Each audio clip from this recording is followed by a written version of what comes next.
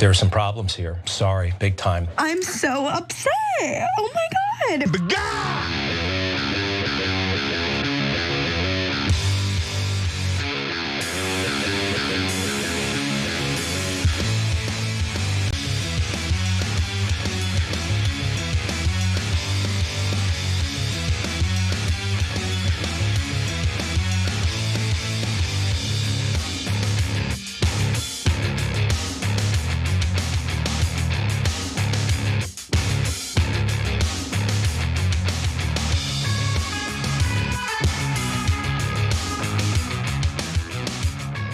Hi, everybody. Welcome to the Young Turks. My name is Dr. Elliot Morgan, filling in today. So thank you to everybody at TYT for having me, but I'm not alone. I'm also with the fantastic, hilarious, and lovely Sharon Reed. Sharon, how was your weekend?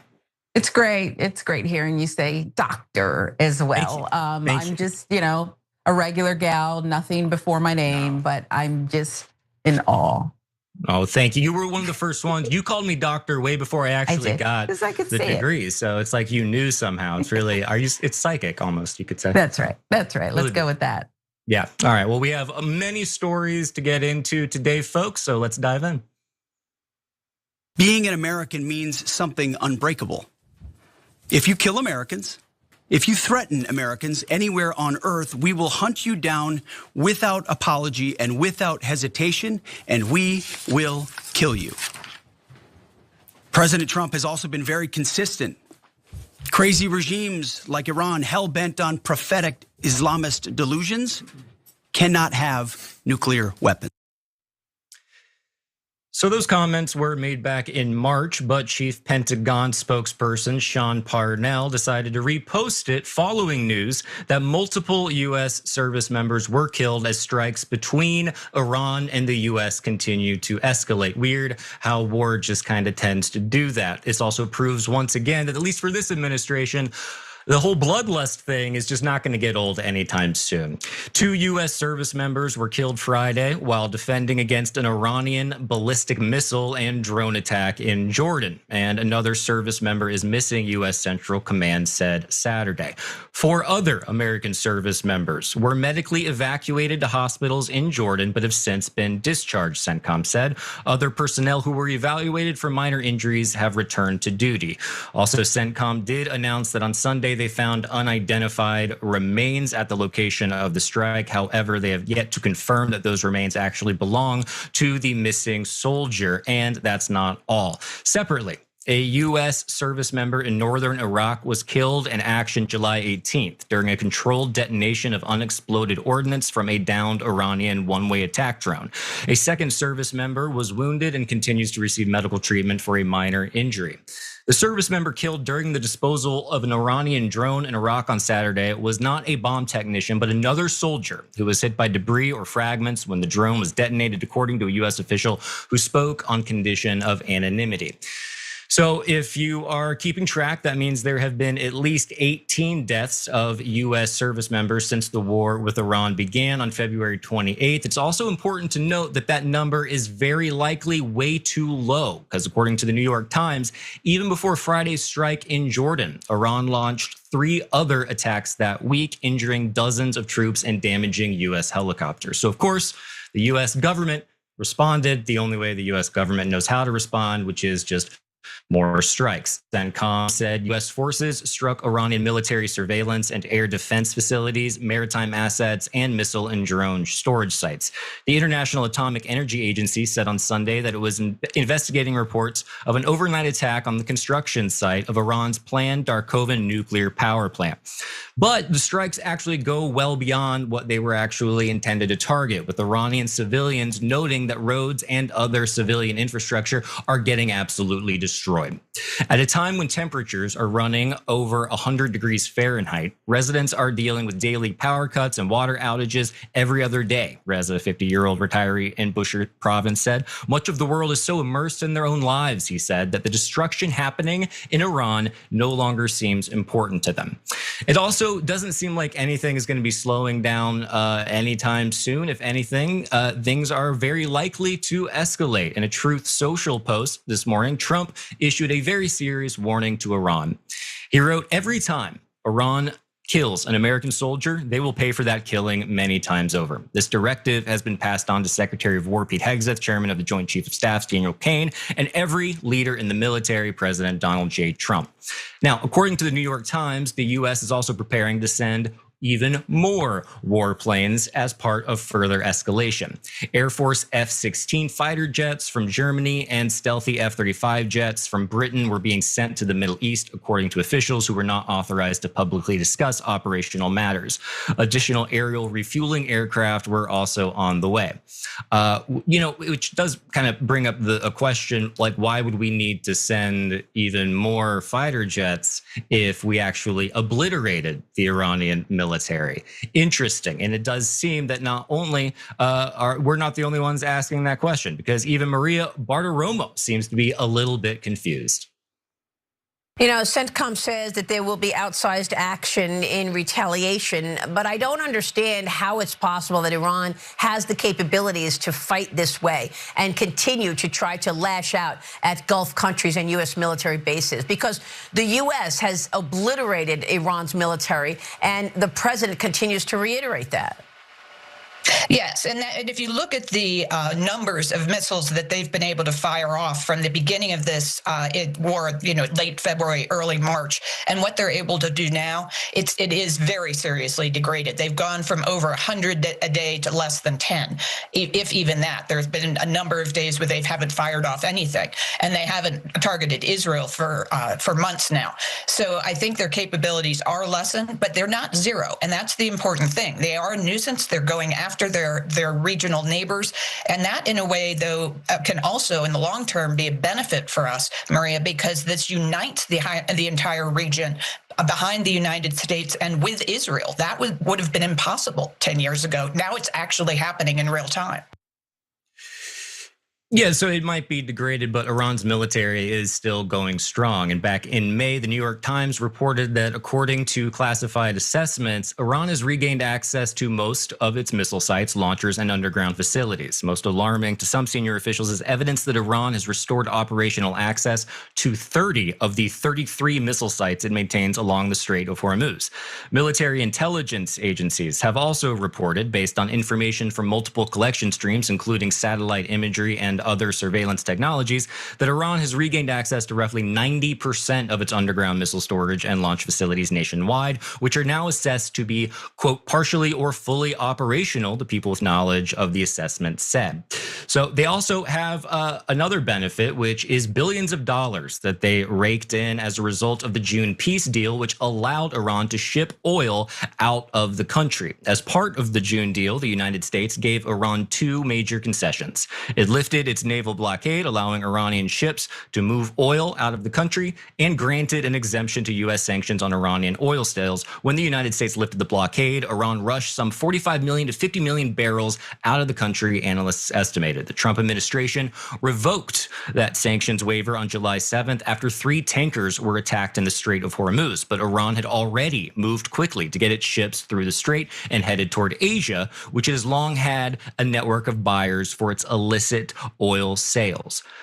So meanwhile, our own military is suffering, sadly. An anonymous official who spoke with the Washington Post cautioned that the expansion of US operations will be limited by dwindling stockpiles of air defense and long-range munitions and constraints on the ability to surge more troops and aircraft into the area because of battle damage. Military experts have said that in addition to the toll taken on US equipment and munition stocks, the US is unprepared for possible ground operations inside Iran, which also happens to be something that Trump is currently refusing to rule out.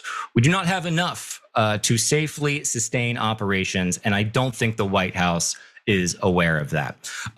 So Sharon, I mean, you tell me what you think. This just sounds to me like something that was warned about from the very beginning of this, when a bunch of people, especially on the left, said that all wars tend to beget more wars. And this is just another example of that. And it seems we're losing service members in the process. So what is your take on all this?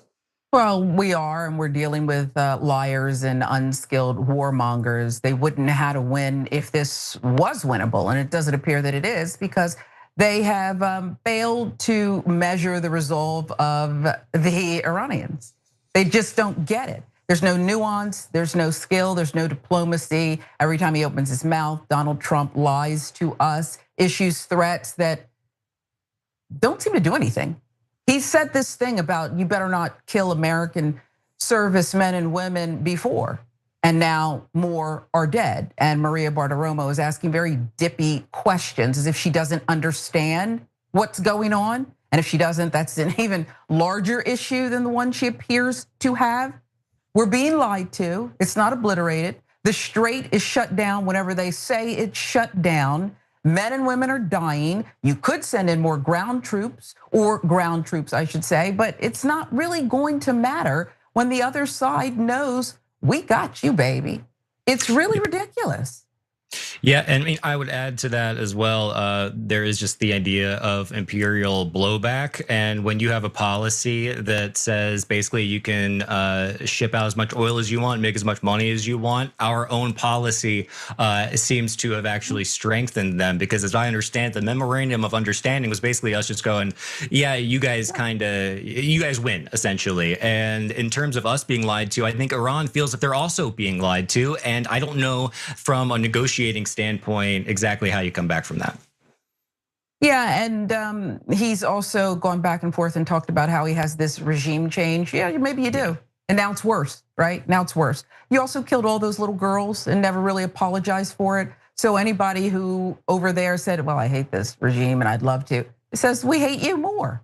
There's no upside here. There's no skill. The Pentagon, they're lying to us. You have Pete Hegseth who wants to pump service men and women with, well, some people with more testosterone, and none of it matters. None of it matters to the bottom line. We are worse off today and less safe because of these fools. Yep, and he just wants to pump the weaklings full of testosterone, I guess. So that'll solve everything, I think. But we'll see how all this goes down. I mean, this has been incredibly depressing already. And we're gonna also revisit that story you just mentioned in a bit. So we will be right back, folks. See you soon.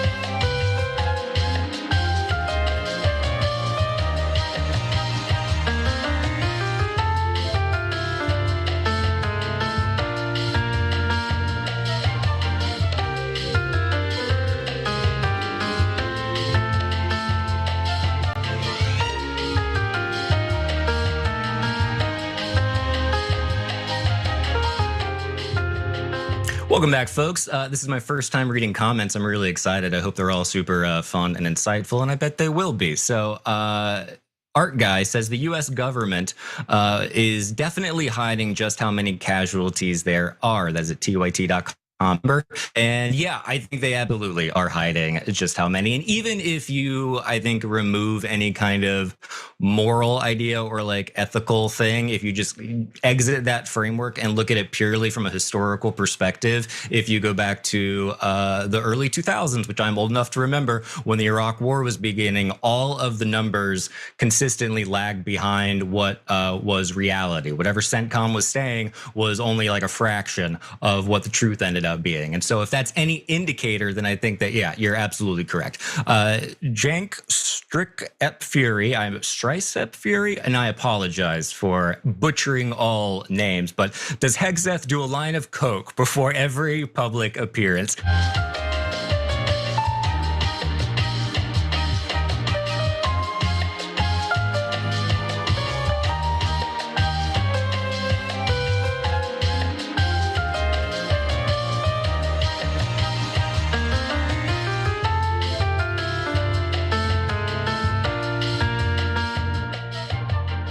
Welcome back to the Young Turks, folks. This next story is a continuation of something that happened last week, and it will absolutely make you sad and hopefully potentially infuriated. Let's dive into it. Our recruitment efforts to hire 10,000 new ICE officers has been extremely successful, Lawrence. As of today, we have over 80,000 applicants for those 10,000 positions already. People and patriots across this country that say, we want to join, we want to help and be a part of this effort. It's overwhelming to see the amount of response and support that our ICE officers have gotten and people who want to join their ranks. It was overwhelming, right? And you would think that with 80,000 applicants signing up for 10,000 ICE positions, which is the amount the former Homeland Security Secretary Kristi Noem wanted to fill, surely they vetted these individuals, right? Well, it turns out that if they did an absolutely horrible job of it, seeing as the ICE officer who killed Johann Sebastian Guerrero had a history of both mental illness and violent behavior. Now, if you're not up to date on this story, span of less than 1 week, ICE officers shot and killed 2 innocent men. There's Lorenzo Salgado Araujo in Texas and Johann Sebastian Guerrero in Maine. Salgado Araujo, a Mexican national, was in the process of getting a work permit after living in the United States for 35 years. In other words, he was trying to go about the system in the proper way. Guerrero was from Colombia, but was living in the US legally because he had a work permit. The names of the agents who killed Salgado Araujo have yet to be made public, but an investigation into his death is being launched by the state. That said, the ICE officer who allegedly killed Guerrero has been identified by his family and his ex-wives as David Brulette.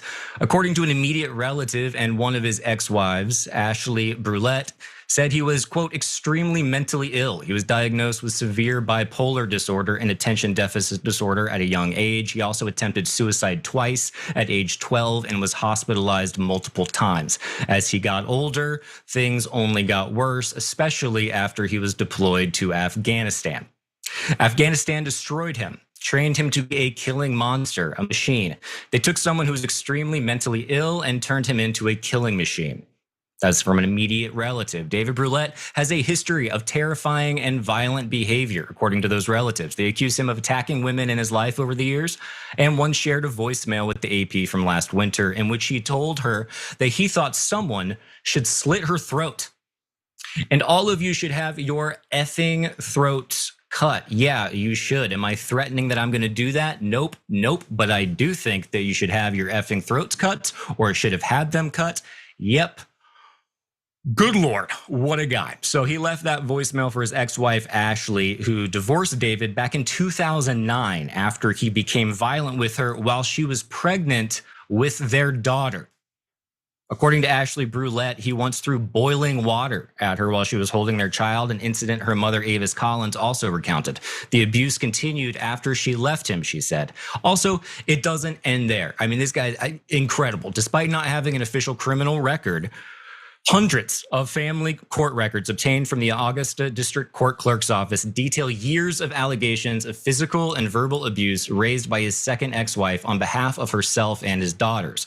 The ex-wife, whom the AP is not identifying because she fears retaliation, alleged that he had stalked and harassed her and physically and verbally abused his daughter, according to multiple requests for temporary protection orders. Brulette tackled his teenage daughter and smashed spaghetti in her hair. And during another outburst, he dragged his daughter around the house as she cried, she said. This got so bad that in 2019, after she filed a complaint for protection from abuse against him, he was ordered to, quote, temporarily relinquish any firearms. But apparently, none of this is that important to the DHS, and they still find it within themselves to protect him. The Department of Homeland Security has not publicly identified the shooter, saying only that he has, quote, nearly a decade of federal law enforcement experience with required training, including use of force training. So just to be clear, he was not a newcomer. He'd been doing this for 10 years, and it wasn't the DHS that ID'd him, it was his family that did that. Ashley and their 18-year-old daughter told AP that he admitted such to them after they saw video of him after the shooting. I asked him why he did it. He said it was a justified shooting. The guy was trying to run him over with a car. He was asking if I could tell them that he was a good person and not to talk about the abuse and stuff that I had endured while with him. And he said that the most important thing is his character right now. So on that note, real quick, Sharon, can you give just a brief character assessment based on the information we have so far? Psycho. Okay. Sociopath. Okay. I mean, have you ever heard of references? I mean, if you want to work at 7-Eleven, which is perfectly honorable, they would probably say, can we just call someone just to make sure? And I don't know, just do a little mini check before they allow you to sell a big gulp. This guy has a service weapon. He's been deputized as whatever. And now somebody's dead. Only the best people? This is insane. Look, people have problems. We have to report sometimes on unfortunate things, mental health crises, trauma. You said Afghanistan, the service there. All that is not unexpected in the population. People have problems and we're not demonizing them. That's not even what this is about. This is about someone who should have never been in that uniform, staring down the public and killing someone. It's insane. Yeah, and on top of the insanity, you also have the insanity of them protecting him and then going, oh, okay, well, I mean, it sounds to me like, hey, basically he's one of the bros and this is bros protecting bros, basically. And of course, it's also hard to know what actually happened that day because none of them were wearing body cams. Oh, wait, yes, they were. They just actually weren't turned on at all. So federal officers at the scene of a killing by US Immigration and Customs Enforcement in Maine were wearing body cameras, according to 4 ICE officials who reviewed images from the scene, but the cameras are on multi-function devices that ICE officers use as radio mics. ICE officials who spoke to The Intercept identified the accessories worn by ICE officers on the scene of the Maine shooting as Motorola SVX video remote speaker microphones, a wireless radio mic with one other important feature, a camera.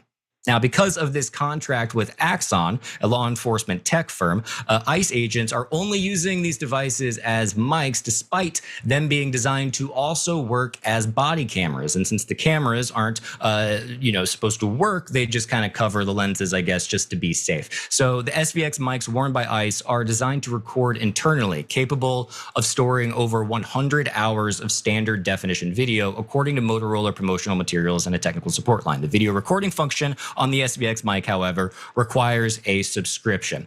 So what exactly is stopping ICE from just getting like a subscription, right? You know, they wanted to blame Democrats, right, for blocking this rollout of body cameras, but they already had body cameras. I also feel like this is maybe a good thing for Democratic leadership to consider, that when you're going, oh, let's just give them more body cams, there's a very good chance that they just won't be turned on. But Sharon, what do you make of this entire horrible situation?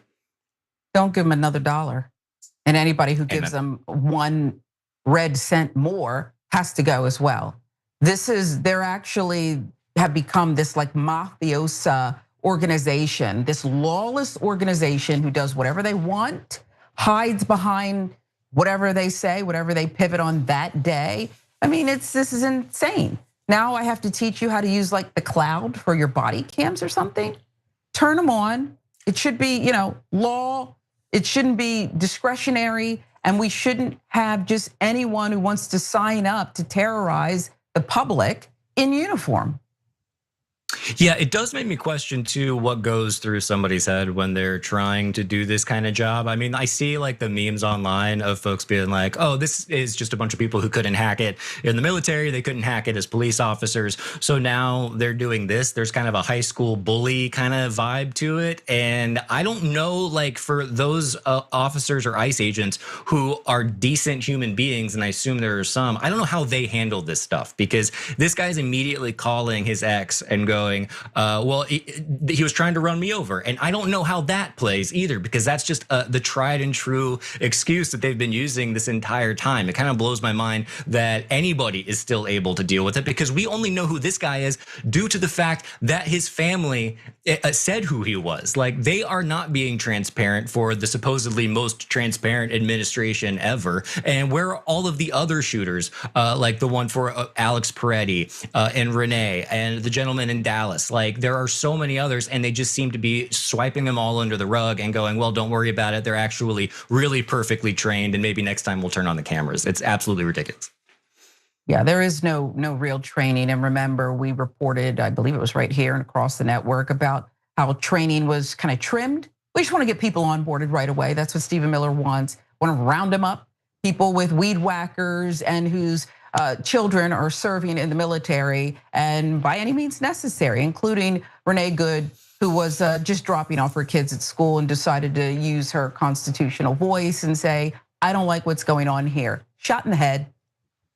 Yep, I also appreciate that you brought up earlier the being deployed to Afghanistan and the trauma that occurs in that kind of situation, because historically it happens all the time. And we're also in another war right now where people are being sent there, and who knows how much ground invasion is going to take place. But the point is that, like, trauma happens when you send people into these kind of situations, and they come back and then they inflict that on their fellow citizens. And it's absolutely terrible. But we will keep you updated on all of this as things develop, and we will be right back shortly.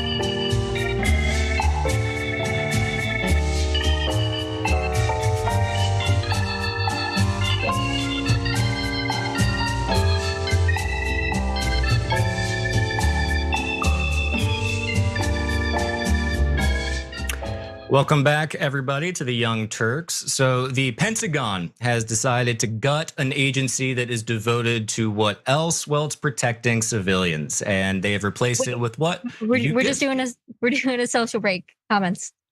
Whoa. I am nailing it. And that was my favorite comment of the day. I want to read this other comment, though. I'm so glad that I didn't screw up at all. But let me do the one. You're perfect. Excellent. I want to read the Coke one again. Nerd Ferguson says, I love TYT because we love Jenk and Anna, and when they're not here, we have a split second of damn it, usually followed by oh snap, great guest hosts. Well, you wrote that too soon, Nerd Ferguson. If you can't tell, I've already gone to, I've already gone to 17 breaks, and we're going to do 17 more before this hour. But thank you very much for the kind words. I really appreciate it. And we are going to go back now.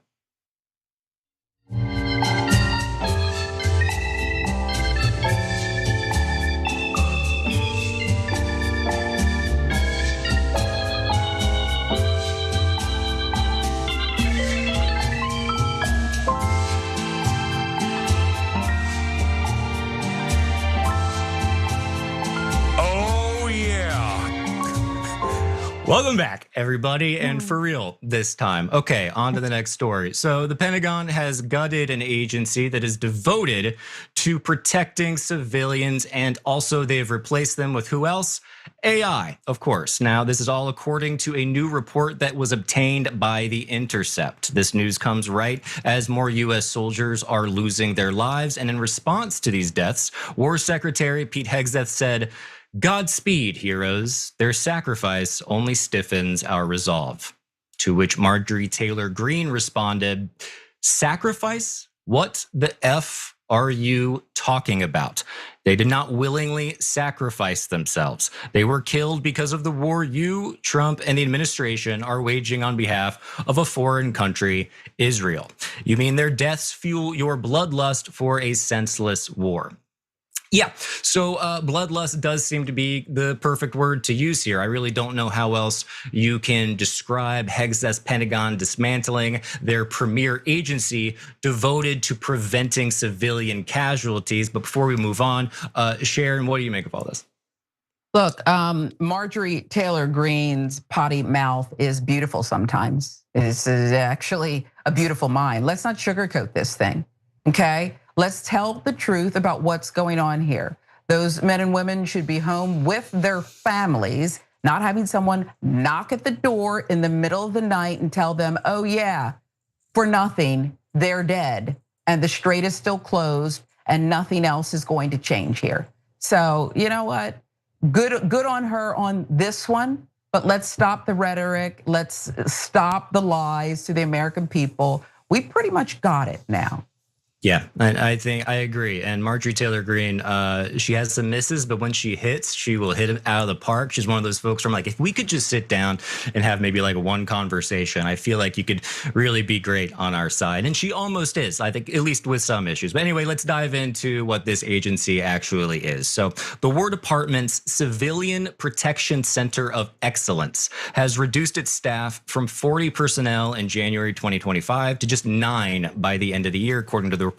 2 current defense officials confirm that staffing levels remain the same today. Current and former government officials say the massive cuts have left the Pentagon unable to protect civilians. Now, you might be thinking, why keep just a few people around and not just shut down the entire agency? Well, according to Wes Bryant, who was the center's chief of civilian harm assessments before being pushed out, the Civilian Protection Center of Excellence is being kept on life support in order to run cover for the Pentagon. The Hexeth regime held on to a thread of the program, mostly in effort to be able to say they are following the law. But the reality is the center and its efforts have had little to no influence on or oversight or visibility on operations. As long as they sit in the seat, they're continuing to try to put out good work. But the reality is, most of it is being thrown into the wind and neither institutionalized nor operationalized. And this next part is from The Intercept. The tiny contingent that remains at the Civilian Protection Center of Excellence, the officials said, are also prevented from investigating major civilian casualty incidents like the US attack on the Shahara Taibeh Elementary School in Manab, Iran in February that killed more than 150 people, most of them children. Also, in case you're wondering, it does get worse. So according to the report obtained by The Intercept, the Pentagon also abandoned a database used to track civilian harm last year. Without the data management platform, as the database is known, the Pentagon is literally incapable of keeping track of civilian harm. Excellent work from this administration. As the Pentagon has starved the CHMR enterprise, the US has killed and wounded thousands of civilians across the world, from Latin America to Africa to the Middle East. The World Health Organization put the death toll in Iran at 3,375 people before the ceasefire fell apart this month. The US military has also conducted more than 220 extrajudicial killings during a campaign of boat strikes targeting civilians in the Caribbean Sea and the Pacific Ocean. Also, a 10-person civilian harm mitigation team at CENTCOM also had their staff reduced to just 1 person. And who is replacing them? It's robots, of course. Why not? During an Army exercise, their new AI prototype cut down the timeline for producing civilian assessments by 97%. Because, you know, why take your time and really be deliberate when it comes to assessing civilian harm? Let's just get it done as quickly as possible, I guess. And also, the report mentions use of what is known as the Maven Smart System, an AI product from none other than Palantir, which is a company that Stephen Miller currently has between $100,000 and $250,000 of stock in, just bringing that up for no reason whatsoever. And what are the remaining staffers supposed to do now that their jobs have become basically impossible? Well, according to Bryant, they're supposed to shut up, keep their heads down, and pretend that the civilian harm mitigation and response mission isn't simply a shell. So we have incredible reporting from The Intercept here, and it seems to confirm what it seems like a lot of suspicions that have been going around for quite a while, especially given the amount of silence from the administration in February when that school in Iran was struck, where we killed over 150 people, many of them being schoolgirls. Apparently, maybe some of the silence was a result of them just gutting the entire system that takes care of whenever our military industrial complex ends up killing innocent people. So Sharon, I mean, my blood is boiling a little bit. How are you feeling? Yeah, it's sick. I think that they're bumbling idiots. They don't understand how you are supposed to verify AI, chat, whatever. But they also don't care. They're not really trying to over-explain or make a good cover story. They're just kind of, just kind of paint it with a thin brush, a thin coat. It doesn't really matter. After all, these are little brown girls, and you can't possibly love them as much as we love white babies here in the United States. So yeah, this is more sicko behavior. And the more they act this way and perpetrate these things, the more ordinary, regular, decent people think you might have even done it on purpose. I understand there's no evidence of that, but look how you act and look how little you care.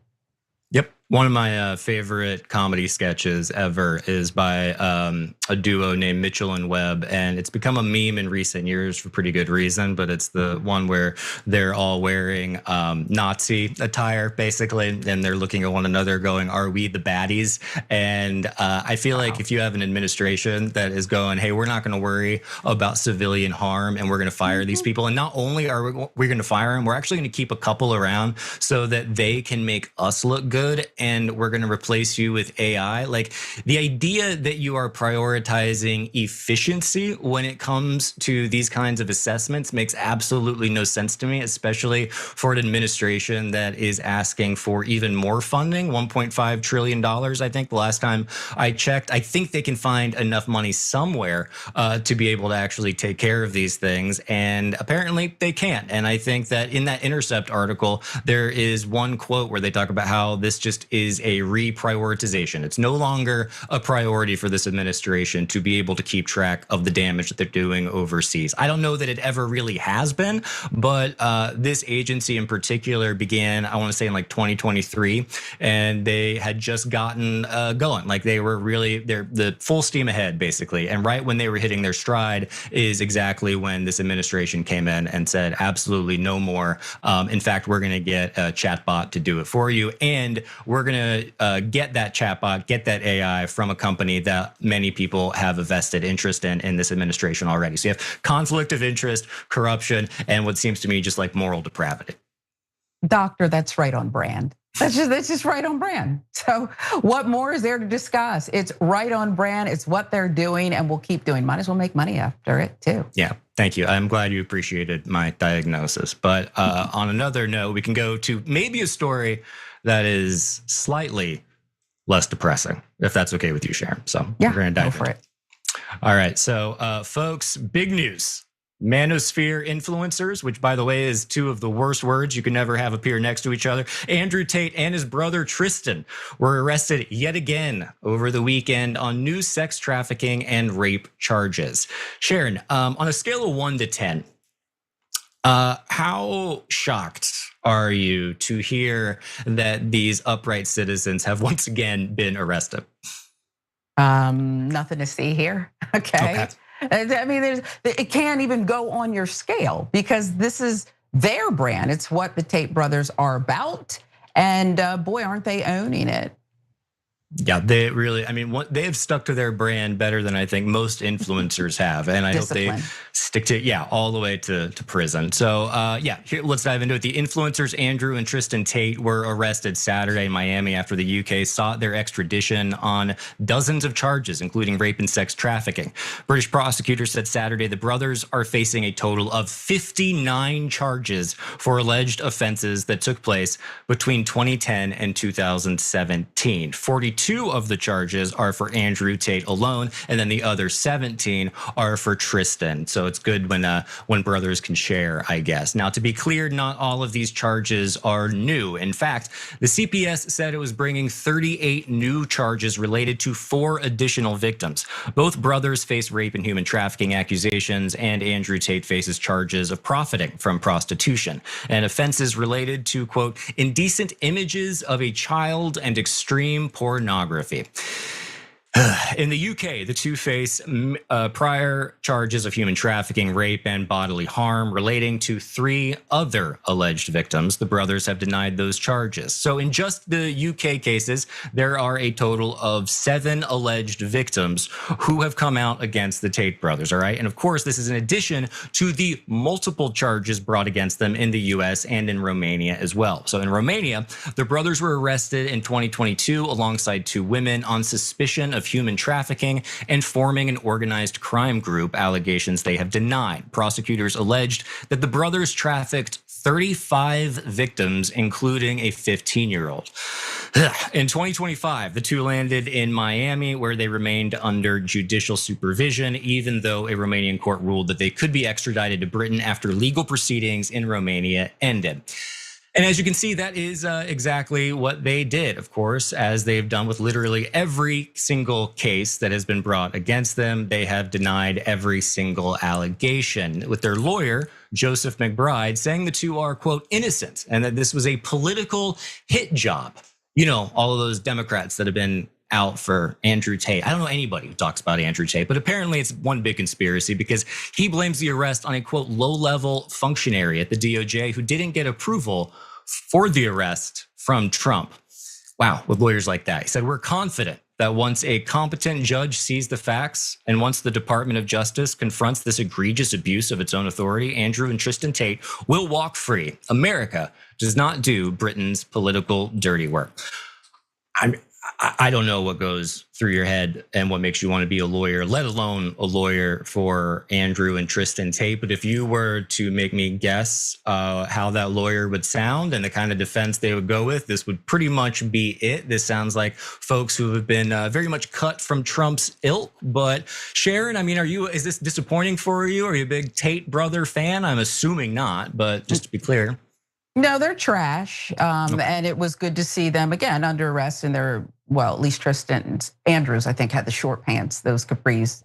I'll never understand. But that's the least of his troubles. Look, the lawyer is doing exactly what you might expect. And by calling out a, quote, lower level Justice Department person who actually, that part's probably true, probably did it so that, you know, let me go ahead and get them arrested, because if I notify the people at 1600 Pennsylvania Avenue, it might not happen. So the same smarmy lawyer is doing the dog whistle to Trump and his friends. I mean, most presidents would say, whoa, met him one time at a party in college, don't know anything about this guy. Not Trump. He and the family are close. Andrew says he just talked to Barron Trump the other day. So, you know, that's what the lawyer's doing. Let me call it out. Let me try to get this thing undone. Suddenly, Marco Rubio will do things like, well, there's a technicality. We can't quite extradite him. Yeah, okay. They need to get out of here now. Yeah, I also want to know why they were just hanging out in Miami for so long and why that was okay too. Because I remember this story hitting and being like, okay, this is the end. And it does just go to show, I think, that when you are one of these manosphere influencers, you very quickly get access to like a lot of power and you get access to a lot of connections. And that's what these guys have. And it's working out, I guess, pretty decently for them, at least up until this point. And I also think it speaks to the manosphere itself. Like you have an ecosystem right now online, I think, that really does play on a lot of insecurities in young men, and it's very seductive for them. But this is who they're listening to, and they're doing crimes allegedly. And I think that should go to show that, yeah, maybe stay away from these individuals. And it is a pipeline. It's not just for them a pipeline in terms of like, oh, I'm a manosphere influencer and now I have access to power and I have Trump's cell phone. It's also a pipeline for the individuals who consume this content constantly, and it starts warping their brains. And this level of insecurity that I think they're seeking to solve clearly isn't going to happen, because when individuals commit the kinds of things they're being accused of, it's not usually a sign that these are confident, well-adjusted men. These are little boys who think they can get away with whatever they can get away with. Yeah, and they can. I mean, look what the current climate has people doing. It has people who are not traffickers even believing that these people, like the Tate brothers and Trump and anybody else who's associated with Epstein, they're the real victims, okay? Not the children, not the women. They're the ones who are being attacked and targeted. They're just good white men, young men who are just trying to make it in this world. And all you brown people and you women, you desperate, nasty, dirty women have attacked us and ruined our lives. That's actually, it's actually so devious. It's brilliant what they put out. And actually there's people running with this scenario. Yeah, it reminds me of the acronym DARVO, right? Like the deny, accuse, reverse, whatever. Yeah, and I mean, it's like from the top down. If the fish rots from the head, like the previous stories about ICE. Oh, actually the car was coming. They're using that to hit us. We were actually domestic the victim. Terrorist. Yeah, this is a witch hunt. They're lying. It's all part of a scheme to get the Tate, bro. Like who has the time? I think if we're gonna develop a conspiracy on the left to take down some folks, I don't know who's gonna be starting with them. So it seems like just a tried and true thing where the people who want to believe that like these guys are innocent have an excuse to believe that they're innocent. And all it takes is some doofus lawyer being like, oh, actually, this is all just to get them. They're in, like, you can listen to them for 5 minutes and figure out pretty quickly that these are not squeaky clean dudes. You mean Antifa isn't involved? I was at the meeting yesterday, so we didn't get to it, but we have plenty of other things lined up. Don't worry. Gotcha. Anyway, yeah. So we're gonna dive into that. We'll keep you updated, folks. But goodness, good luck to Andrew Tate and Tristan Tate. Just kidding. All right. Good luck to the lawyer. So next up, folks, more corruption. Donald Trump has cashed in big time on his own tariff policies, and here's how he did it. So a few weeks ago, Trump's financial disclosure for 2025 was released, and we learned something fairly startling. Let's flash back to last year when Trump announced his draconian tariffs on Liberation Day. But as you'll remember, Trump eventually backed back from those tariffs, and thus the taco meme was born that everybody remembers. Trump always chickens out because market manipulation, however, was going on. So it wasn't quite chickening out. He was actually apparently kind of nailing it. So according to Sludge, the day before President Trump announced a 90-day pause on his sweeping tariffs, sending markets exploding higher, his investment accounts quietly purchased hundreds of stocks near the market low. What are the odds? On April 8th, 2025, the disclosure shows 327 individual stock purchases worth as much as $12.8 million, one of the largest single-day stock buying sprees disclosed in the filing, okay? So just here's a list of the stocks that Trump purchased. These are including, but not limited to, Alphabet, Amazon, Apple, Microsoft, Nvidia, and Shake Shack. Because why not, right? Who among us hasn't been awake at 2 a.m. and decided to buy some stuff off Amazon or maybe some stock in Shake Shack? So the S&P 500 jumped nearly 10% the following day when Trump announced the pause, one of the largest single-day gains in the index's history. So Sharon, just previewing what you've heard so far, summarize, what do you think? What's your hunch here? Donald Trump put on this event and others and gives press conferences and comments to line his pockets. He's a grifter. He's the head of the Trump family grift and a loser who did not have great business sense. We know about the bankruptcies. We know he inherited things. We know how many things he ruined, has now made more money grifting off of the American people than he ever did in his lifetime. So I think the answer is obvious about what's going on here. And it continues right in he's like playing in our faces. Again, it's not really that they're trying to hide things. They're not. Yeah, it used to be that I was like, oh, okay, maybe these corruption charges or accusations are a little overblown. But in this administration, it's just become comically obvious that that's what's going on. And also, you might be thinking, well, maybe it actually is okay. Like maybe this is overblown and it's not Trump actually making these trades. And according to his administration, that is exactly the case. There's nothing to worry about. It's all fiction. Don't even think about it. Don't even worry about it. The White House has maintained that the accounts are managed by independent financial institutions and that the president plays no role in individual investment decisions. A White House spokesperson told CNN in January that Trump's accounts were invested through, quote, a computer-based model portfolios that automatically replicate recognized indexes such as the Schwab 1000, and that neither President Trump nor any member of his family has any ability to direct, influence, or provide input regarding how the portfolio is invested or when investments are bought or sold. So you can go ahead and just take that excuse with maybe a very large grain of salt, because we have plenty more examples of very fishy trades. On August 18th, for example, the accounts purchased Intel stock valued between $250,000 and $500,000 4 days before Trump announced that the federal government would take a nearly $9 billion equity stake in the chip maker, sending Intel shares up roughly 6%. Also, a week prior to that, Trump had met privately with the Intel CEO, probably just golfing or whatever. And also there's more. Trump's accounts also repeatedly purchased Palantir and GEO Group, the private prison company, as well, while both were receiving contracts from the federal government. So even if you imagine for a moment that all of this is on the up and up, it still doesn't look good. And my understanding, at least prior to this administration or the second administration, was that Trump really cared about image a lot. He cared about making sure that he came off in a particular way, that he was endearing to working class Americans, which is perhaps largely why he was elected, at least initially.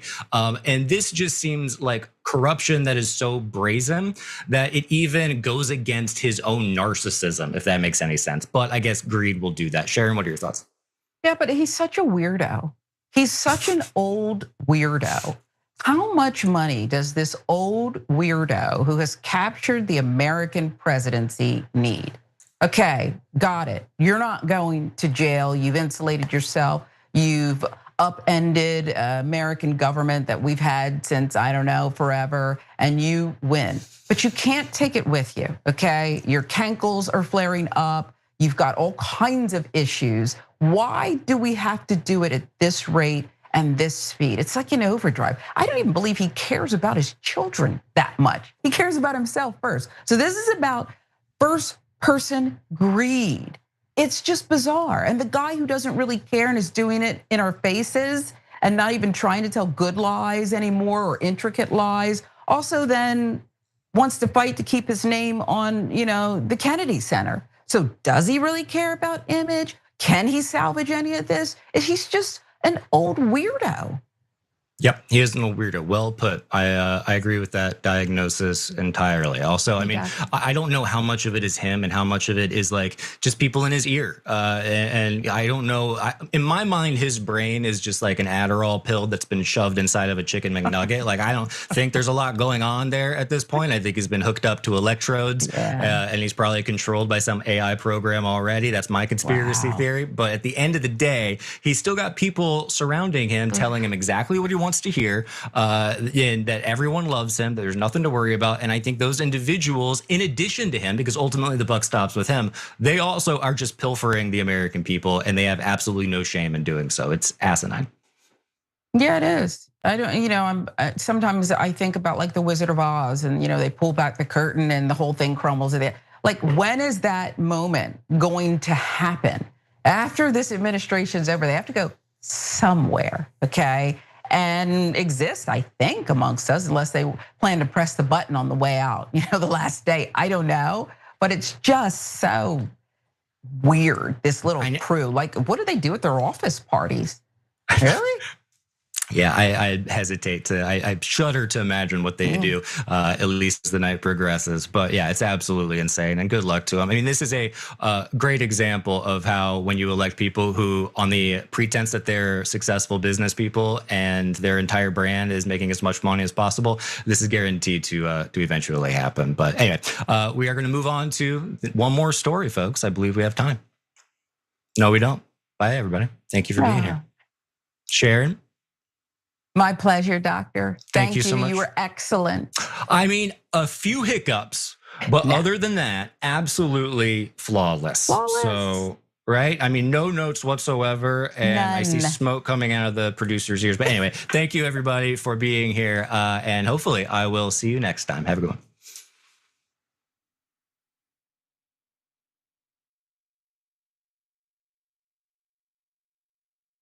I don't care if you're Christian. In fact, I will fight for you to have your religious liberty and practice your Christianity. I believe in that. I don't believe in Christianity, which means that you do not get to dictate the way I live my life based on your religion. I don't care what the Bible says. You have every right in the world. All those women who identify with your religion have every right in the world to not get an abortion, to not take birth control, but they do not have the right to dictate my life and what I decide to do with my body. I don't care about your goddamn religion. I'm so tired of having nonstop conversations about what the Bible says. You live your life in the way that you interpret the Bible. Again, I don't care, but you don't get to take the Bible and tell me, well, the Bible says this in this chapter, in this verse. I don't care. I don't care, I don't believe in it, and I have the right, based on our Constitution, to not believe in it. No part of Gaza has been left unscathed. Ain't a whole lot left. I don't know why they need any more bombs. Let us be clear. The United States provided $18 billion in military aid to Israel. Netanyahu, indiscriminate bombardment, have killed more than 50,000 civilians, 60% of whom are women, children, paramedics, and journalists. All of this is against basic human decency. You don't starve children with absolutely no humanitarian aid getting into Gaza. It is a war crime. It is illegal for the United States government to provide Israel with more offensive weapons. History will not forgive us.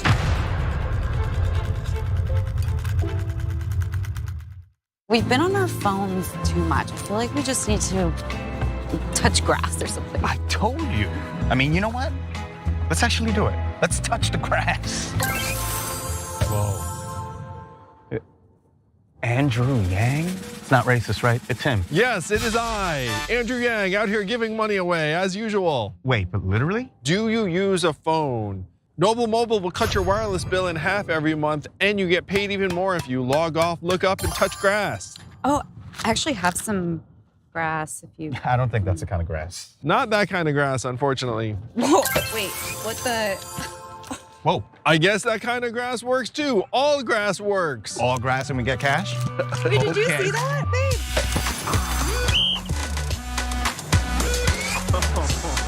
Noble Mobile, make it rain, girl, make it rain, make it. That didn't rain so good, but now it's raining good. Corruption, injustice, the system is rigged against you. Every day we're blasted by a flurry of terrible news from every angle, which can make it challenging to stay positive and know how to fight back. The Damage Report is your solution. I'm Johnny DeRola, and my daily morning show cuts through the noise and exposes the real damage being done to our country, the world, and how we can fight back against it. Corporate greed crushing workers? We'll name names. Politicians selling you out for their corporate overlords? We've got the receipts. Climate disaster, economic collapse, the rise of fascism. No spin, no establishment talking points, just the truth that you need to survive and resist. But it's not all doom and gloom. We'd love to have you join the Dragon Squad, our community of positive-minded activists who turn the day's news into positive action. With new episodes every weekday, listen to The Damage Report to get honest news, unflinching commentary, and daring coverage you won't find anywhere else. Listen to The Damage Report on Spotify, Apple Podcasts, or wherever you get your podcasts, because understanding the damage is the first step to fixing it. I can't stand these young people. Get them out of here.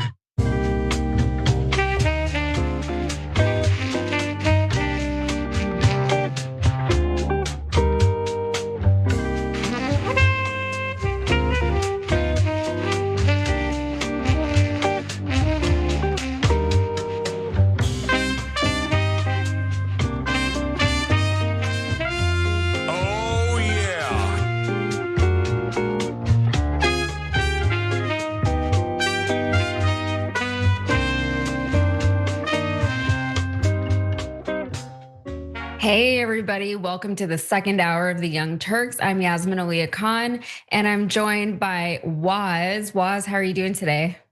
I'm doing fantastic. Happy to be back on with you guys, as always. Yeah, I feel like it's been a while since we've done a show together. It's also a Monday, which is a little unusual, but happy to be here. And we have a ton of stories. I know you guys had Elliot and Sharon in your first hour, so we're going to continue with some more great stories. So on that note, Waz, if you're ready, we're going to get right into this first story. Let's get into it. Vice President thirsts for the approval of groypers, people primarily driven by their insatiable need to blame Jews for all the world's ills. Just as spineless progressives will say or do anything to get a pat on the head from Zohran Mamdani, Vice President J.D. Vance seems to be crafting his every utterance for the plaudits of Tucker Carlson and the groyper right. I don't think Vance shares their viewpoint, but what the vice president lacks in conviction, he more than makes up for in pandering to the conspiracy theorists of the Twitter sphere. Israel is trying to undermine the United States. Little tiny Israel is trying to undermine the United States. Our greatest ally fought next to us, shoulder to shoulder at war. Now they're our biggest enemy. They have influencers in America, don't you know? Paid influencers. I'd like to know who these paid influencers are. So Israel firsters like Batya Ungar-Sargon and Mark Levin are still furious with our Vice President J.D. Vance for calling out an Israeli psyop on the Joe Rogan Experience. But we've just learned even more about that psyop thanks to a deep dive from the Wall Street Journal of all places, okay? So if you need a very, very quick refresher, here is this. So last week, Time wrote an article about how Brad Parscale, who has registered as a foreign agent, by the way, is operating a pro-Israel influence campaign. And that has drawn the ire of both the Israeli government and the American government. The Israelis are mad that the scheme isn't working the way they apparently want it to work, given that the country's popularity continues to plummet to an all-time low. We've never seen disapproval for Israel like we're seeing today. And the Trump administration is mad because all of the pro-Israel influencers came out against the US-Iran Memorandum of Understanding. So that helped to sabotage the very, very short-lived peace. So now JD Vance has discussed the pro-Israel influence operation on Joe Rogan's show. So now that has gone out to all the millions of people who still listen to Joe Rogan. And he is now being labeled an anti-Semite for acknowledging its existence. So before we go any further, Waz, what are your initial thoughts on all of this so far? It's kind of crazy that JD Vance is on Joe Rogan talking about all this. I think JD Vance has aspirations beyond his term as vice president.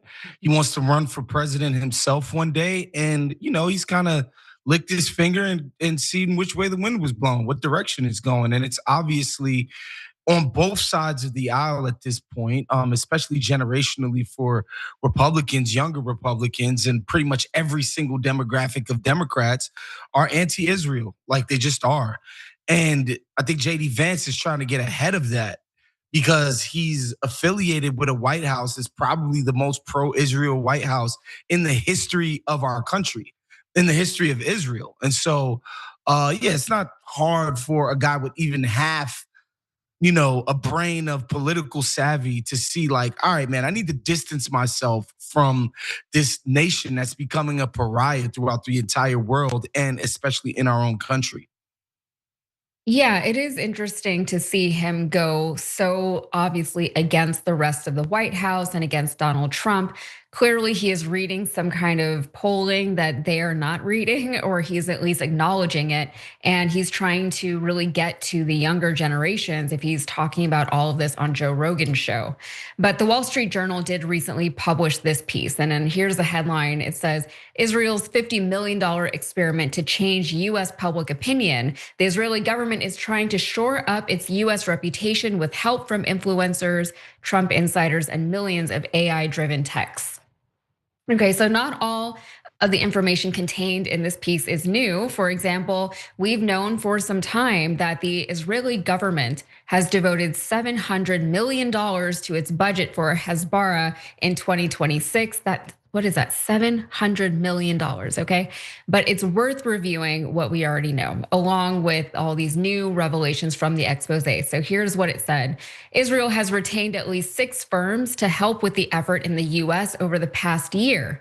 36 new people, many of them marketing professionals, have registered as foreign agents for Israel. The country is on track to spend more than any other on US influence disclosed with the federal government this year, and that's according to Nick Cleveland Stout, a researcher who studies foreign lobbying at the Quincy Institute for Responsible Statecraft. So the Wall Street Journal gave the following example of an influence operation that was drafted but was never formally executed. So a group called Show Faith by Works filed documents with plans to send pro-Israel messages specifically to megachurch attendees and Christian college students, saying it could reach some 4 million of them in the Southwest through a geofencing campaign. The group, created last July, said the work would involve positive associations with the nation of Israel while linking the Palestinian population to extremist fashions, and would cost more than $3 million. So I don't think it's anyone's surprise that they decided to target churchgoers in churches, people who go to church. You know, they're already very pro-Israel for reasons that are, I guess, make sense. They're in the Bible. I don't know, but they seem like a very vulnerable population. They would be easy to be influenced in this way, and it does seem to be working to an extent. But there were other influencers who were involved as well outside of churches. So the effort includes creating websites, posts, and links to pro-Israel content that are designed in part to trigger more positive results about the country on AI chatbots like Claude or ChatGPT. If you have to do so much just to get people to like you, perhaps you're just unlikable. You know, maybe just try to be nicer to people. Maybe stop doing genocide. People don't like that typically. And it is suspected that the Israeli government is even paying for automated text messaging services that attempt to educate random Americans about the importance of the US-Israel alliance. I can't imagine getting a text like that on my phone. I don't know what I do. Unfortunately for the Israeli government, though, their efforts have yet to bear fruit, and that is very fortunate for the rest of us. So some 60% of American adults now have an unfavorable view of Israel, according to a March poll by Pew Research. And as I mentioned earlier, that is perhaps the most amount of Americans that have ever had or held a disapproval, a disfavorable view of Israel, at least in my lifetime that I can think of, and Israel is not that old, so probably of all time, this is the first time that Americans have actually been able to see a lot of what is going on in Israel and surrounding areas. We saw what they did in Gaza and the West Bank. We see them now in Lebanon even, and they have said that they're going to continue these expansive efforts, and they are doing so without any kind of remorse. We are going to talk more about Israel later on in the show, as I'm sure is not a surprise to anyone. But Waz, what are your thoughts on how concerted this effort is? And it's also like you're doing too much because nobody likes you. Yeah, it feels like what they're doing is trying to shore up the last bit of support that they do have, which, they got the evangelical Zionist base, like these people that think that God or Jesus is gonna come back when the Jews inhabit Israel or whatever is kabuki nonsense they believed. And all other people on the right who are just on board with whatever Donald Trump's doing. It seems like they're just trying to shore up their remaining support. I think the problem for them is not that they think that this is some kind of public relations problem, or the only real problem are these virulent anti-Semites who want to see all the Jews of the world rounded up and killed. But the problem for them, that's just not the case. Yes, of course, there's some anti-Semitism out there. That's definitely part of this backlash. But to me, by and large, it feels like most of the anti-Israel sentiment is just based on their actions. That's what they do. That's the one thing they don't want to change. Your Q rating has gone down in accordance with the brutality that they've carried out that war. Or, if you could even call it that, a war in Gaza. And so, if you're not willing to change how you're prosecuting, that occupation over there, I don't know why they would think like getting some dudes to tweet stuff and, AI chatbots to be more favorable in their sort of coverage of you is just nuts to me. Yeah, and this comes up quite a bit, when the obvious solution is just, be more likable, stop doing all these things that make people not like you. But instead, they're like, no, that's not an option. We're gonna continue to do all these terrible, heinous things, and we're gonna continue to do it on camera in an age of social media when the world is more connected than ever in this particular specific way. And so we're just gonna do all this other stuff to try and counter all of that, Stopping the genocide is not an option, so we'll just do ChatGPT and church and social media campaigns to just try and make people like us more, but it's not working. And that is very comforting because today I feel like people are so easily fooled. People don't know what to believe all the time. They don't know what's real and what isn't. And so it is comforting that it is not working the way they want it to. And it feels also very similar to the way the Republican Party overall, and you could say for the Democrats too, the way that they both operate. They refuse to just give the American people the things that they're asking for, the things that they even campaigned on. And instead they have to go on all kinds of offensive and like this runaround. Like it would be a lot easier if Donald Trump just released the Epstein files, but he won't do that. So we have all this other stuff that he's doing instead. So it's all just like very similar tactics. I'm just drawing parallels, okay? On that note, we're going to jump topics. We're gonna get into another story. We're gonna talk a little bit about Jake Tapper versus Abdul El Sayed. Let's watch. Good to see you again. So you had a huge rally last night with Bernie and AOC. I wanna play something you said at this rally in Detroit last night. Are we gonna let 50 million in lies steal this election? Hell no. Are we gonna let Trump donors, billionaires, and AIPAC lies steal this election? Steal this election is a pretty stark term. I haven't really heard it used since 2024. To be clear, this is a close race. Congresswoman Haley Stevens is a 4-term congresswoman endorsed by outgoing Senator Gary Peters. Are you saying that if you don't win this election, it will be because it was stolen? Is that what he's saying, Jake? Okay, so yesterday, Jake Tapper interviewed the Michigan Senate candidate Abdul El Sayed. But as you just saw, Tapper seemed much more concerned about El Sayed's language there instead of the tsunami of outside spending that is coming into this race. And before we get to El Sayed's response, you should know this. AIPAC and its affiliated groups have spent close to $30 million backing Haley Stevens, and that is their largest investment ever in a single race. Stevens has spent $1 million on advertising, but her backers have spent $50 million. And most voters are unlikely to realize many of the ads blanketing Michigan's airwaves are funded by AIPAC. They never mention Israel, instead highlighting Stevens' work on manufacturing and featuring former President Barack Obama. And Waz, this Obama thing was crazy. They put him in there insinuating that he was supportive of Haley Stevens, that he even endorsed her maybe. And a lot of Black Americans in that district said, yeah, I was gonna vote for her because it looked like Obama liked her. But Obama has never endorsed this candidate. And so it's very misleading, very intentionally misleading. What are your thoughts there? I mean, again, it speaks to the complete and utter lack of good feeling towards Israel that AIPAC knows they can't mention Israel in their ads because it's toxic.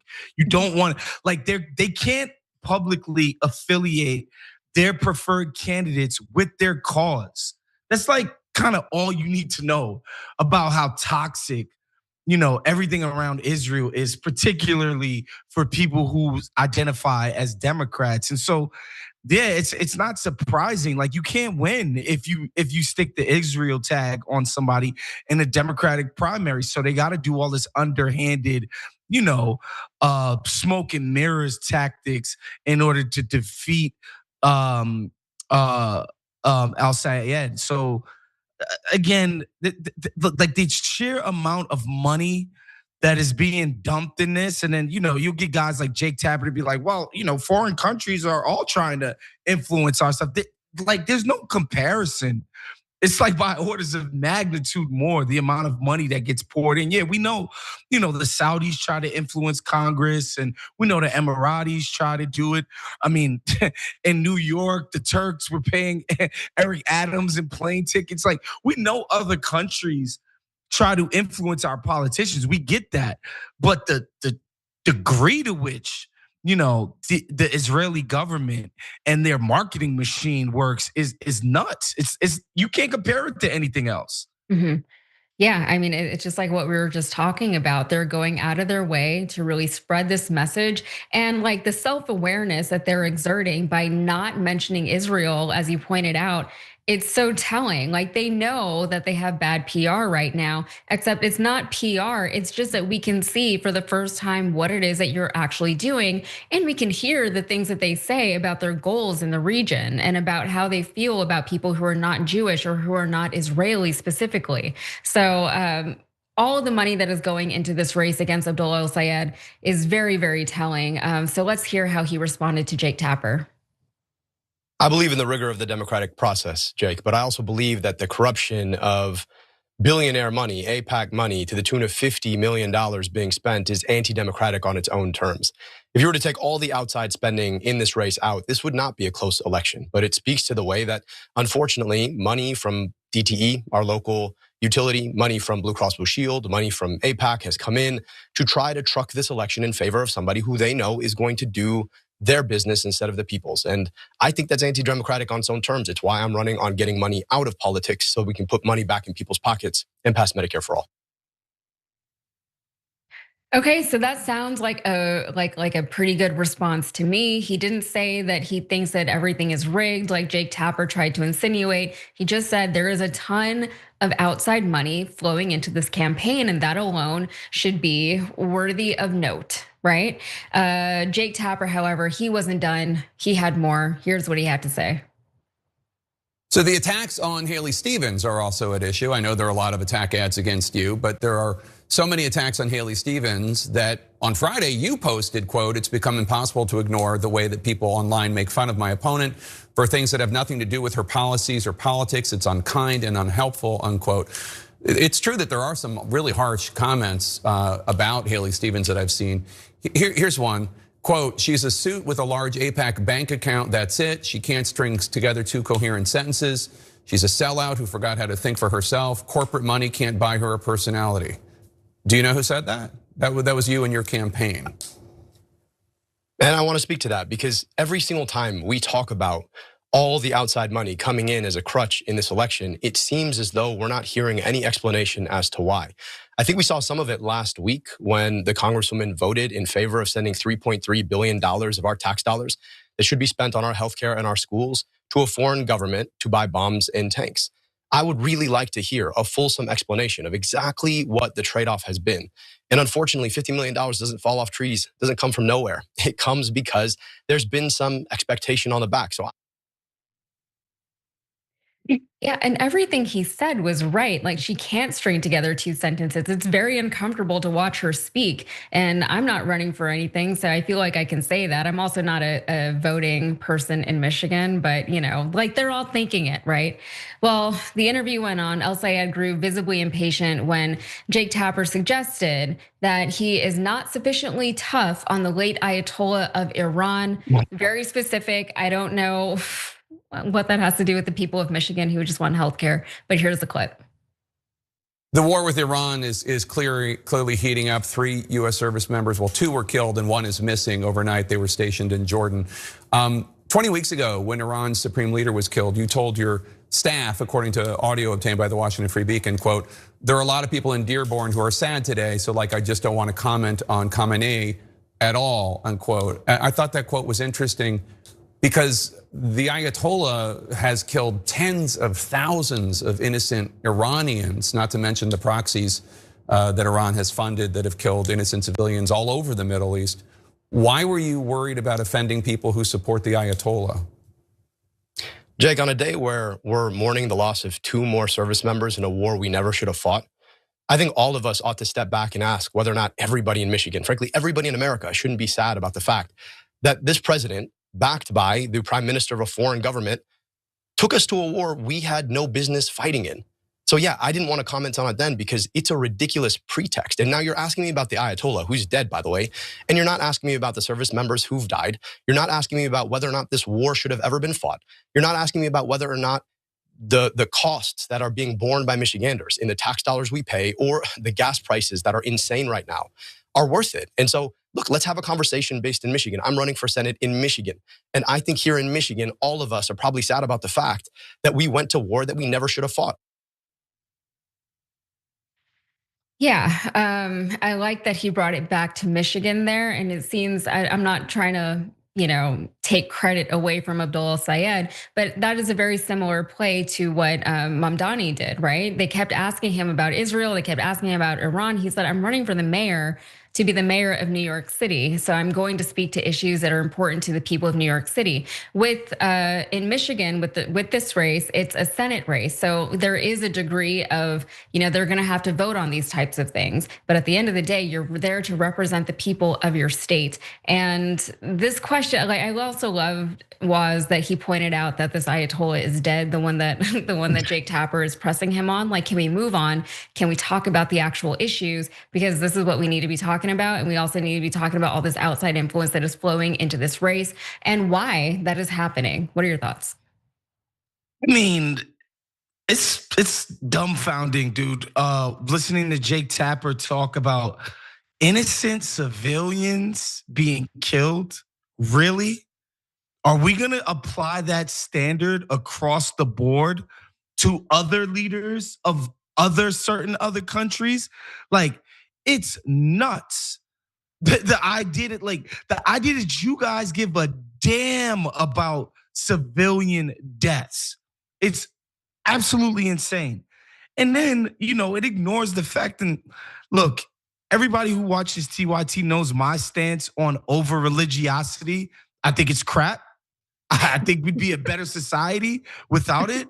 However, that doesn't ignore the fact that the supreme leader is seen as a religious figure, a religious leader, okay? So if there are Shia Muslims in Michigan and who see this guy as one of their religious leaders, and this guy who's courting their vote doesn't think he should go out and celebrate his freaking brutal death and assassination.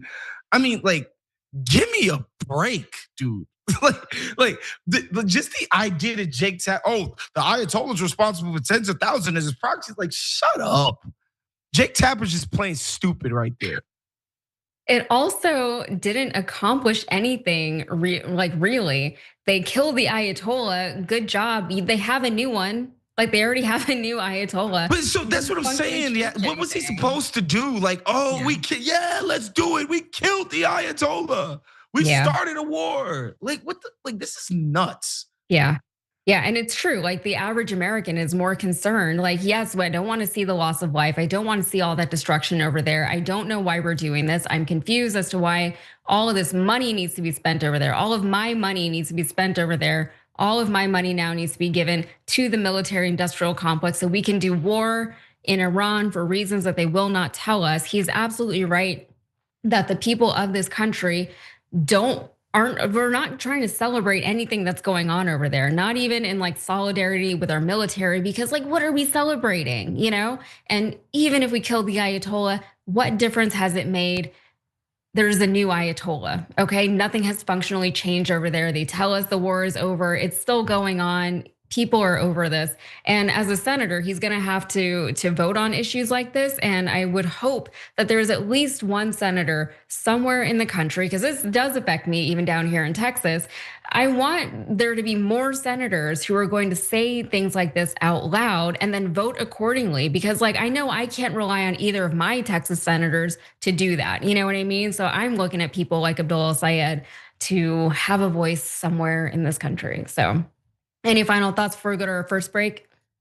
I know there's a lot of hand wringing about the Ellisons just buying up media, owning CBS, 60 Minutes, blah, blah, blah. They're about to get the Warner contract so that they'll own CNN. CNN could die tomorrow. I'll be happy to see it. If I never have to see Jake Tapper or Dana Bash speak ever again, kill that thing now. It's useless. We don't need it in our discourse. We don't need these hacks anymore. We got stuff like TYT, we got Sateo, we got breaking points, we got all kinds of other stuff. We don't need these jokers anymore. Yeah, and it seems a lot of Americans are starting to look at other sources outside. The problem is a lot of them don't realize the things that they're not getting reported to about, like the things that they don't know. They don't know what they don't know. They just think that that is the news and that's it, and that's all there is. But a lot of people are finding other sources, and that is encouraging. So, all right, we're gonna take a break. We will be right back with much, much more.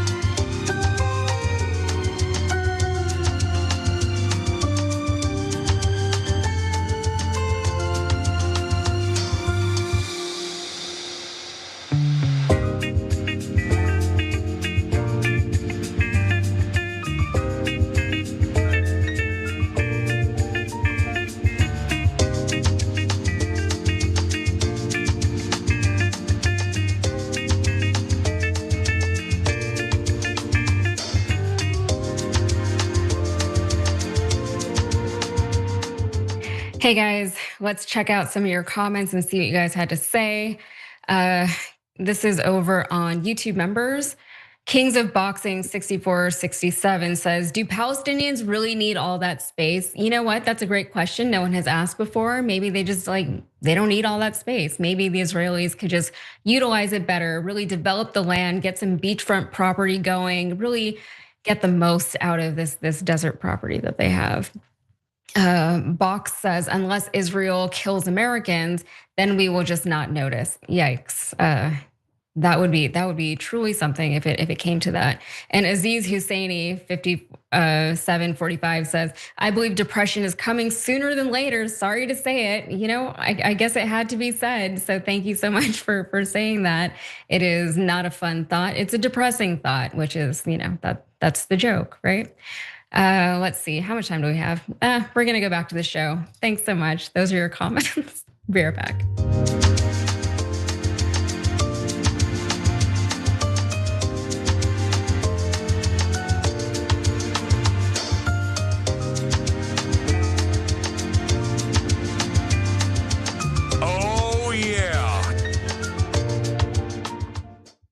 Hey everybody, welcome back to the second hour of the Young Turks. You have Yaz and Waz here with you.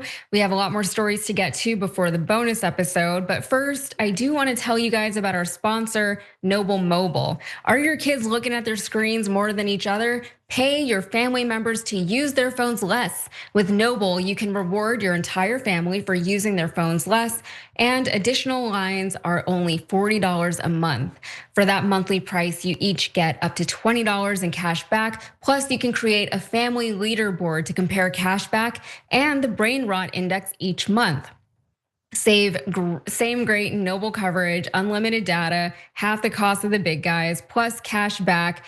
And you also get international coverage and amazing customer service where you can really talk to a real human being every day for support. So if you want to switch, do so today. You can go to tyt.com/switch, all right? And on that note, we have some more stories, so let's get right into it.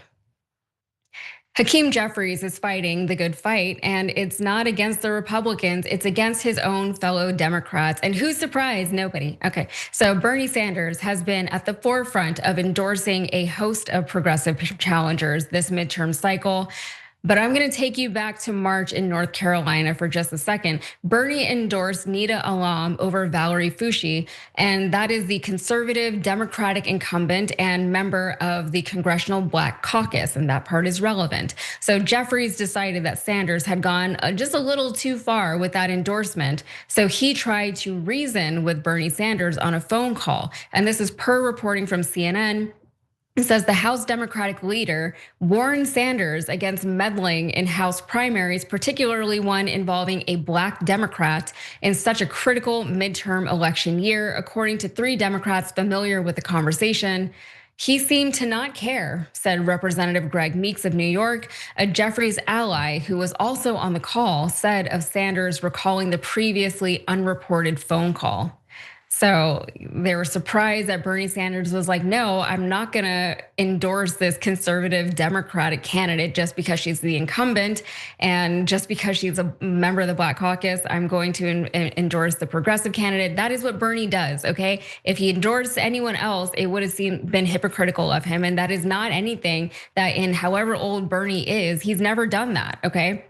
So Representative Fushi, though, she would go on to barely win her primary. She eked out a victory within less than a 1% margin, okay? So that was a very, very close call for her and a very, very close call for the establishment Democrats. And despite this, even though the fact that they lost that particular race, even though by not much, the Sanders faction of this entire party, they have more than enough reason to celebrate, okay? So just this election cycle, Sanders has endorsed more than 90 candidates, helping defeat House incumbents in New York City and Colorado.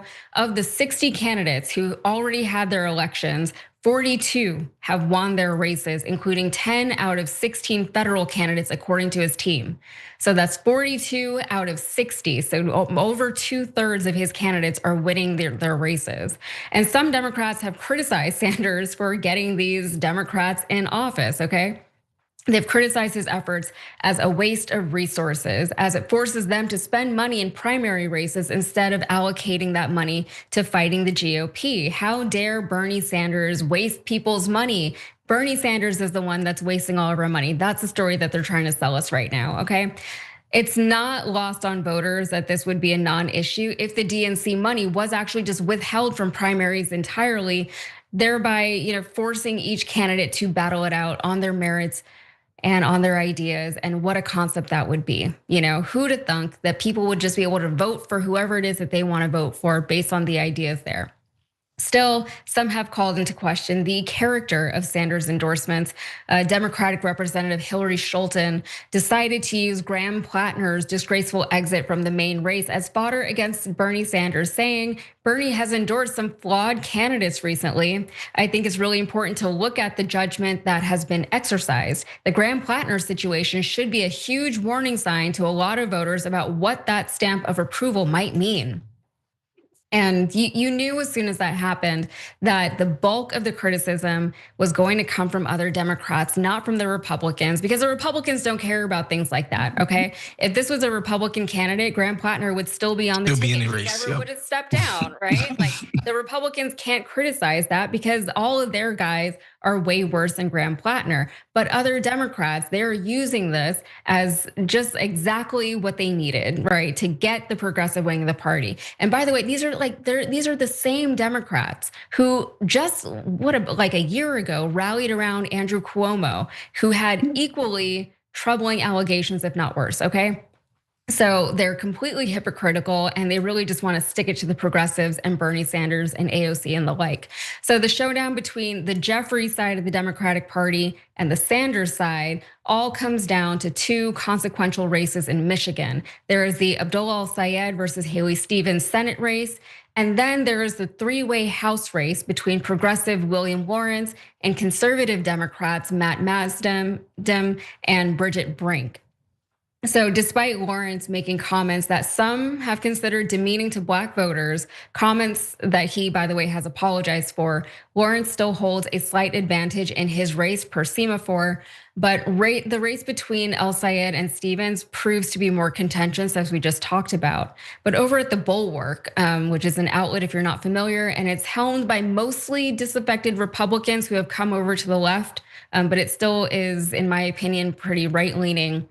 They provided a lopsided analysis of the race by saying that Stevens, a 4-term moderate House Democrat with close ties to party leadership, has been relentlessly ridiculed on social media for her voice and physical appearance, prompting her allies to accuse El Sayed of sexism. El Sayed, a progressive former health official, has seen his campaign drowned in outside advertising, accusing him of being the Republicans' preferred nominee and propping up Stevens.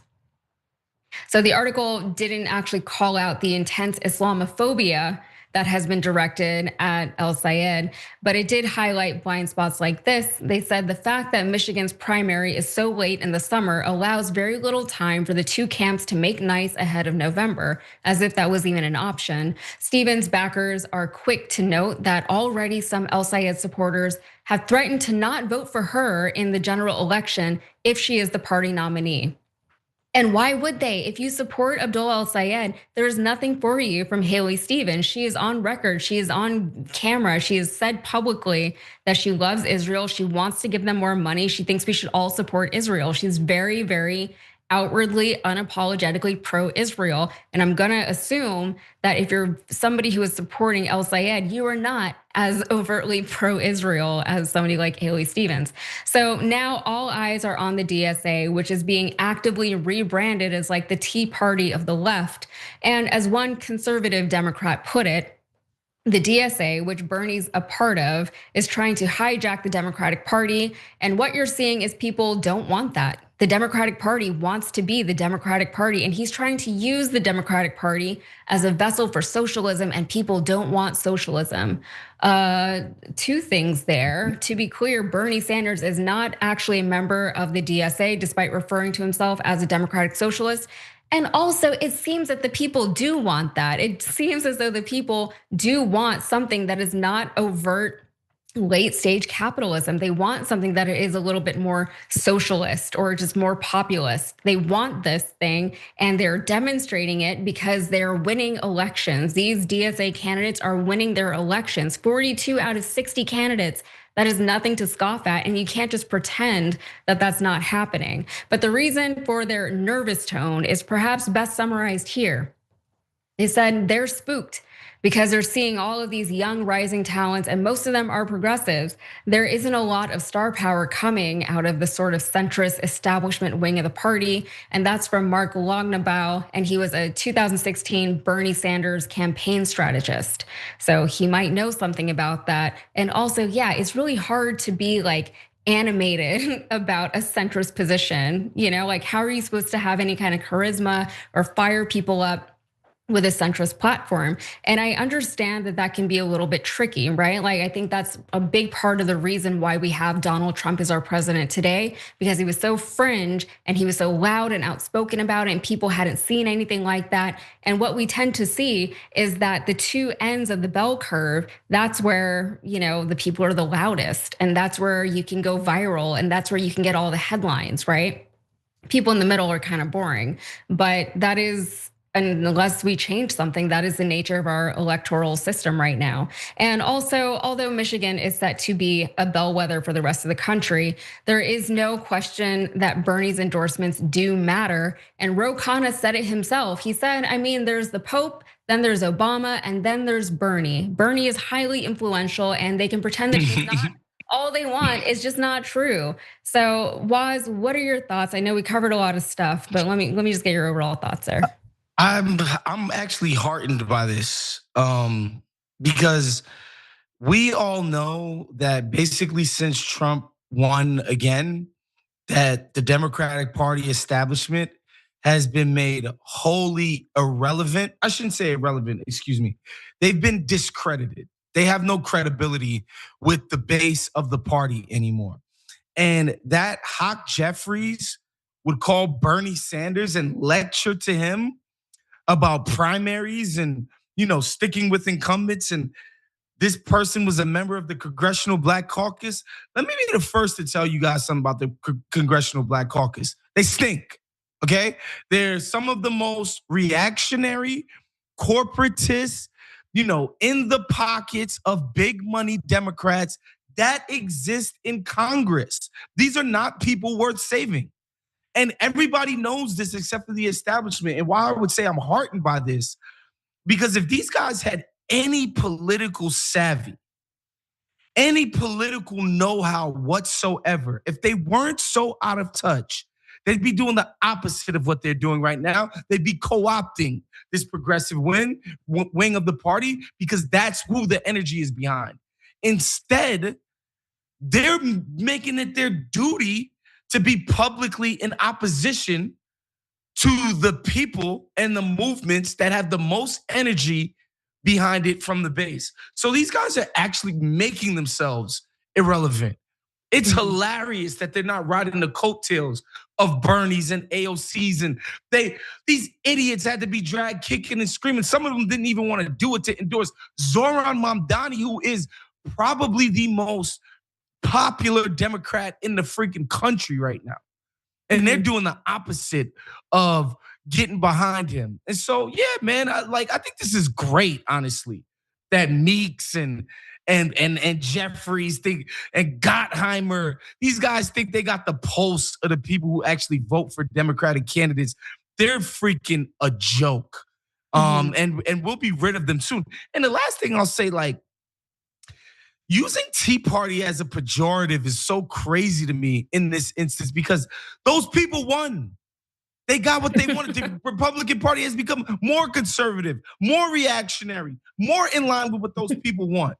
Why the hell would the progressives in the Democratic Party not want to emulate that and drag this freaking corporatist, just disgusting capitalist establishment to the left, where the people are? At some point, there needs to be a mechanism that pulls our politics to the left for once. If one party's going extreme right every single time, and the other party's like, oh, we want to be mealy mouth and kind of be centrist and whatever, what direction is politics gonna go? To the right, inevitably.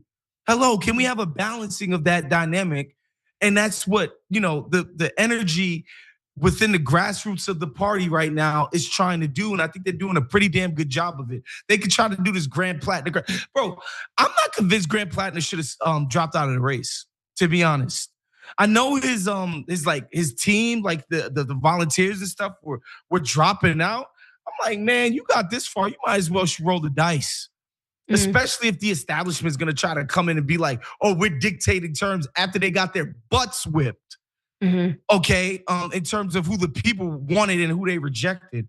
And so, yeah, man, I'm happy these dudes are so stupid and out of touch.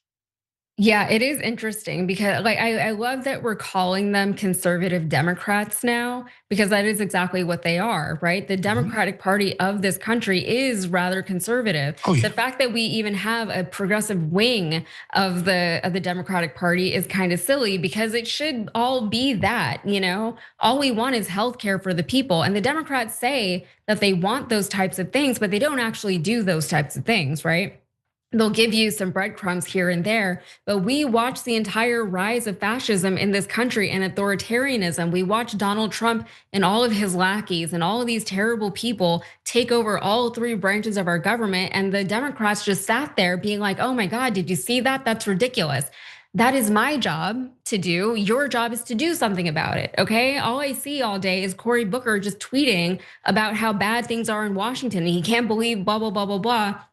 And then he'll start talking about his girlfriend. And it's like, Cory Booker, your job is not to talk about these things. Your job is to actually do something about these things. And so the establishment Democratic Party, they're very pro-Israel and they're not willing to break from that platform, but they're also just very happy to maintain a status quo that is no longer working for people. And I think the Democratic Party for a long time got by on the fact that most Americans were generally okay. Right now, nobody is okay. And it's starting to bite them. And people are looking for anyone who feels authentic, who feels real, who is not serving an entirely different country, an entirely different government. They want someone who's just gonna represent them and just fight for the things that they actually want and need here in the United States. And those happen to be progressives. And those progressives are also younger. They're more vibrant, they are more vital, they have more life force to them, they have more fight in them, and they're much more connected to the everyday American population than the people that we currently have in Washington. And that is why everyone is under threat, okay? So yeah, let's see how that goes for the Democrats if they continue to fight the progressive wing of this country. And it's not a threat, it's just like, it is what it is, okay? We're gonna take another break, we'll be right back.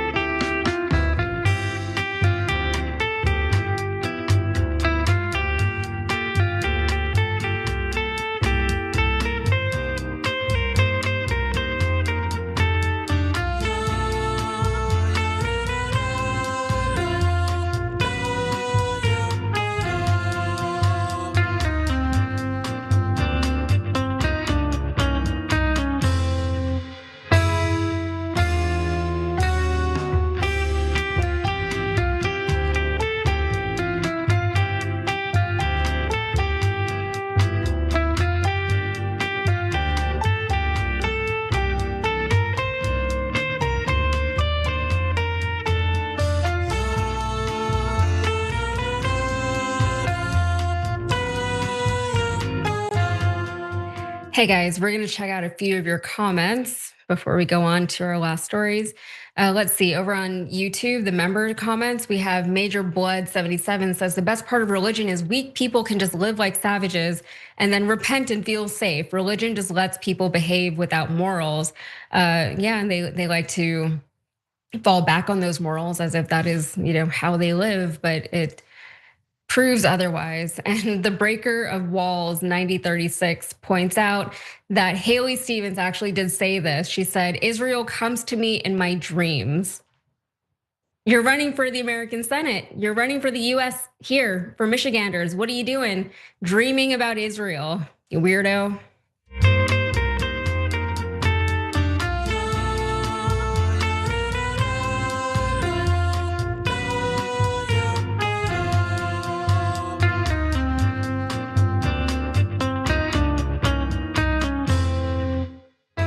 Welcome back to the show. We have another story for you before we get to our bonus episode. And then we have a couple of, I think they're lighter stories, we'll see. They can kind of go either way these days, So one more story, let's get right into it. When it comes to Benjamin Netanyahu, we're speaking about someone who's the subject of an international criminal court arrest warrant.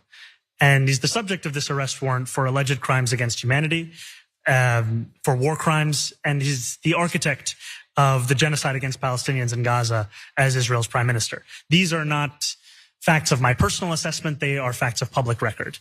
And I believe that when someone is charged with an international criminal court warrant, it's something that should be taken seriously, whether it's Benjamin Netanyahu or it's Vladimir Putin or whomever else. All right, well, John Fetterman, who, by the way, in case you forgot, is still a senator, he had some words for New York City Mayor Zohran Mamdani regarding Mamdani's expressed interest in having Israeli Prime Minister Benjamin Netanyahu arrested should he ever touch down in New York. Netanyahu is expected to be in New York in September. So the Democratic Senator, John Fetterman, he had this to say about Mamdani. He said, well, he's such a tough guy to say that kind of thing. He has no way to do that. Of course, obviously, America's not even part of that corrupt court.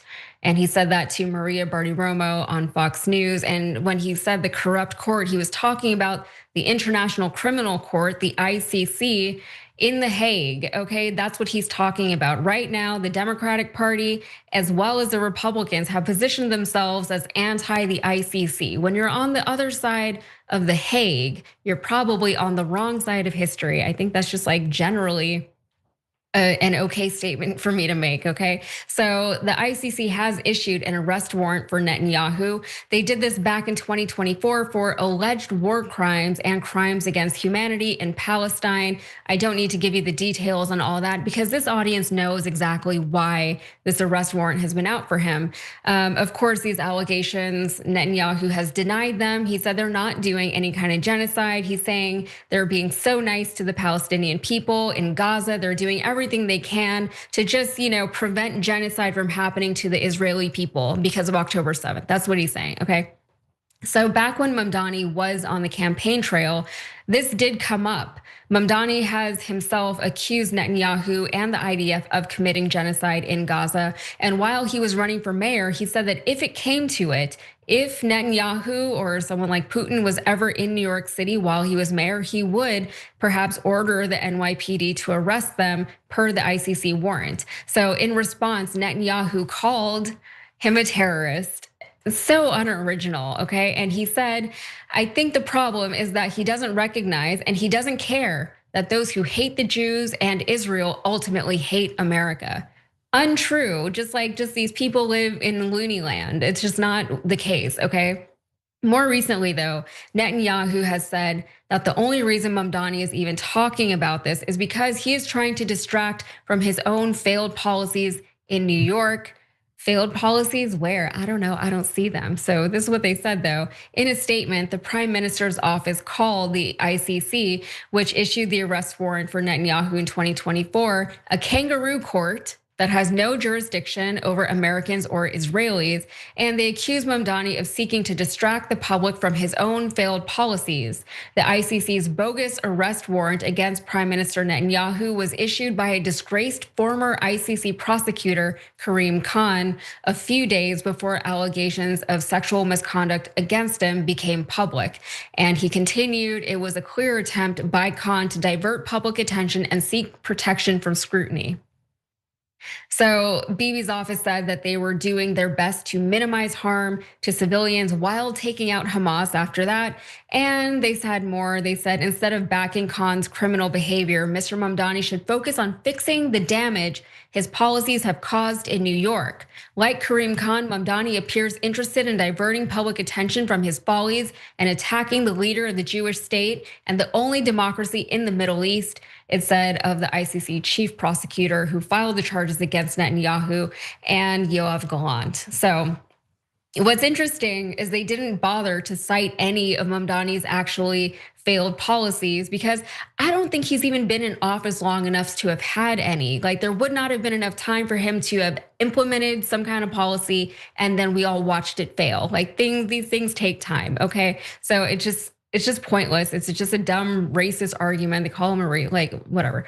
So there are questions as to whether or not Mamdani, as a mayor, even has the authority to make such an arrest. The ICC, as I said, does not have jurisdiction in the United States. And also New York Governor Kathy Hochul, as well as some legal experts have said that Mamdani does not have the power to arrest Benjamin Netanyahu. And of course, Donald Trump has stepped in to defend his friend, Benjamin Netanyahu. Trump says that Netanyahu will not be arrested when he visits New York in September.